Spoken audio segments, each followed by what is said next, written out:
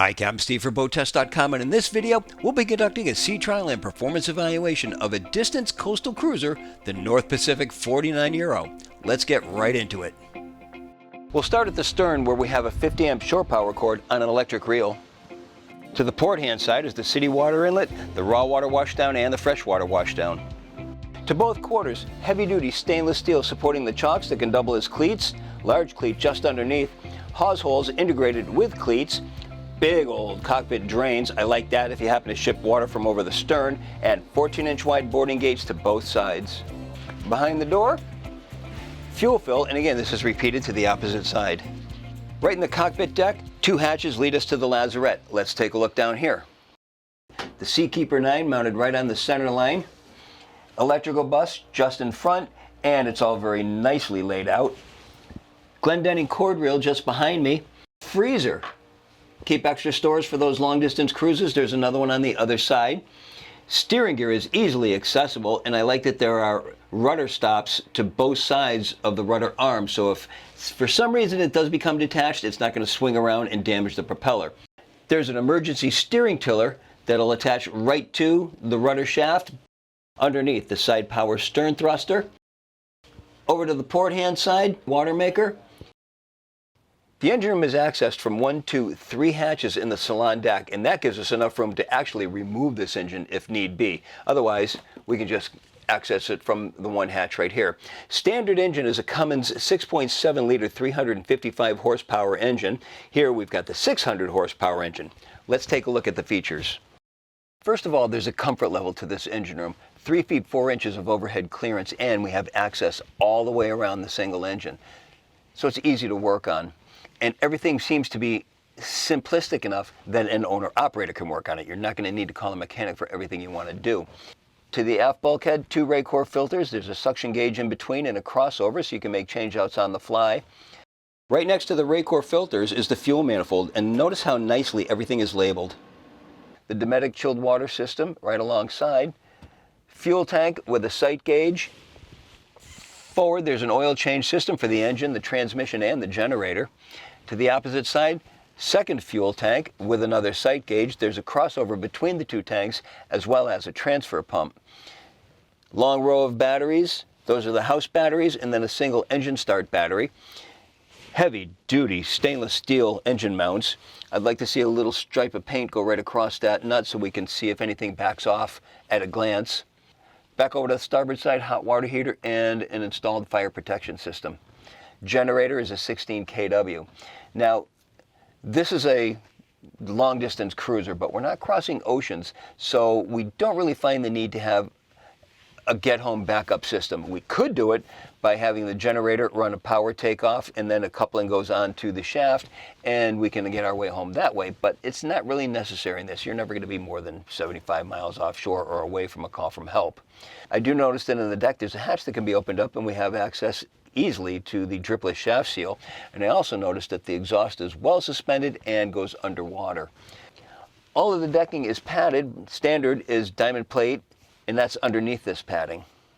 Notice the aluminum frame that the deck is mounted to, and also these cross members are removable for that time way off in the future when the engine needs a major overhaul. This is just another example of how North Pacific looks to the future.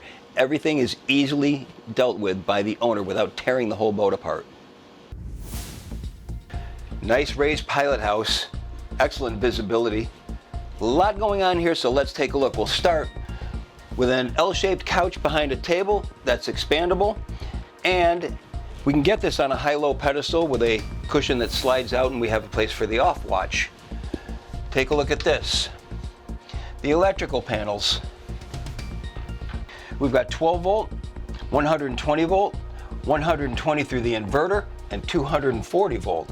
The real appeal to this, however, look at the nice job they did of wiring this. Everything is labeled perfectly. I mean, this is a company that gets it. Moving to the helm, there's an upgraded Stid helm seat, double wide at 38 inches, has flip armrests, flip footrests, and it adjusts fore and aft.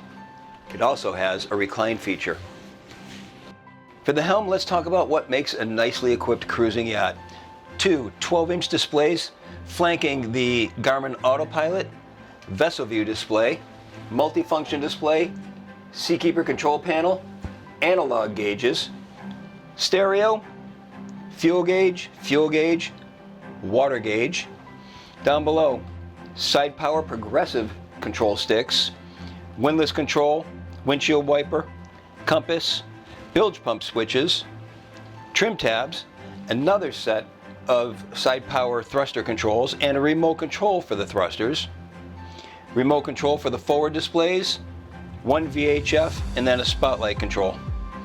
There's also a tablet control as a backup to the main panels. Below, 28-inch destroyer wheel, vertically mounted, 6 spokes, wood trim. Now up above, inverter and charger control panel, VHF, generator controls, remote battery switches, control panel for the camera system throughout the boat, water control, and then the control panel for the 3 150-watt solar panels mounted to the roof. Over to the port side, what I would use as a nav station. For that reason, I'd have a little chart light here, drawer for chart books, but my absolute favorite feature of any pilot house like this, to both port and starboard, opening side doors. Not only do these doors have screens for allowing fresh air in, there's a hatch overhead that we can open and bring even more fresh air in when we're underway. Now, let's go check out the flying bridge. There are stairs up to there from both sides. Make yourself aware that there's a 12-inch step down, 36-inch high rails to the side. That brings us up to the stairs leading to the flybridge, and at this point, look at these rails, also topping out at 36 inches. This helm is located on a platform 9 inches off of the main deck. Features start with a compass directly in line with the steering wheel. There's a 12-inch display, but we obviously have room for more. Garmin autopilot, windlass control. Notice that the side panels are angled towards the operator. Garmin VHF, analog gauges, and then thruster controls right next to the engine controls. Electrical switching down and to the right-hand side. We've got another vertically mounted destroyer wheel, 28 inches, all stainless steel this time, and just behind, another upgraded Stid helm seat, double wide, flip armrest, flip footrest, and a recline feature. Now all this is under the protection of the hardtop 6 feet 6 inches off the main deck. Now, let's take a look at those solar panels on top of the roof. There's something I want to show you there. These 3 solar panels are mounted in a fiberglass box, and from the waterline to the top of these panels, 17-foot 2-inch air draft, and the sister ship to this boat actually made the loop, so it will fit under the bridges. This boat deck, large enough to hold this rib, which is 10.5 feet. It's an upgraded crane, 1,000-pound capacity. It's got a power rotation and extension, so we can launch it over the stern or both sides.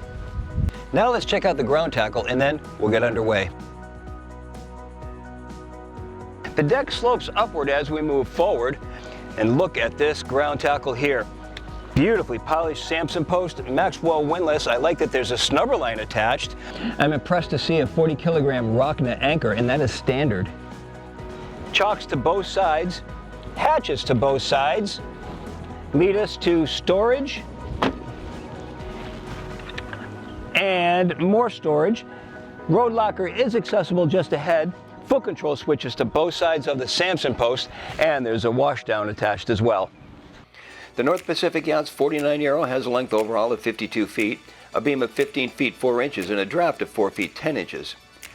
With an empty weight of 62,831 pounds, half fuel and half water plus 4 people on board, we had an estimated test weight of 66,781 pounds. With a single Cummins QSC 8.3-liter 600 horsepower engine, run up to 2850 RPM, our speed topped out at 11.3 knots. But at our displacement speed of 7.3 knots, the 4-gallon per hour fuel burn translated into 1.8 nautical miles per gallon in a range of 1,521 nautical miles, all while still holding back a 10% reserve of the boat's 920-gallon total fuel capacity. Pulling away from the dock, I found her to be very maneuverable. She's responsive to the helm even at low speeds, so just nudge into gear is all it takes to get her moving. Once you get that momentum going, then a little bit of thruster will get her moving in the right direction. Once clear of the dock and into the fairway, minimum speed had us moving nicely with excellent controllability. We didn't have any seas to contend with, so we only have flat calm conditions to report on, and in those conditions, I found her to turn nicely, coming around 180 degrees in 20 seconds in about 2 boat lengths, so she has nice turning capabilities. The wakes that we did get showed that the chines keep a dry ride and the spray going out far and away from the bow. I should also add that this was tested in South Florida, meaning that the average depth that we were testing in was 5 to 6 feet. So there's definitely some bottom suction going on. In deep water, I would really imagine that we would pick up another knot all across the board. The builder reports a top speed of 14.5 knots with this engine in deeper water. With the twin engine option, they report a top speed of 21 knots. Coming back into the dock, we got to experience some more of that excellent maneuverability as we brought her around in very tight confines and up against the dock with ease. Now, this is an owner-operator's boat, so some key ingredients have to be met. Easy to operate, easy to maintain, and easy accessibility to all the mechanical components. And from what I've seen, all of those boxes are checked on the 49 Euro from North Pacific. And that is my full sea trial and performance evaluation. For BoatTEST.com, I'm Captain Steve. We'll see you on the water.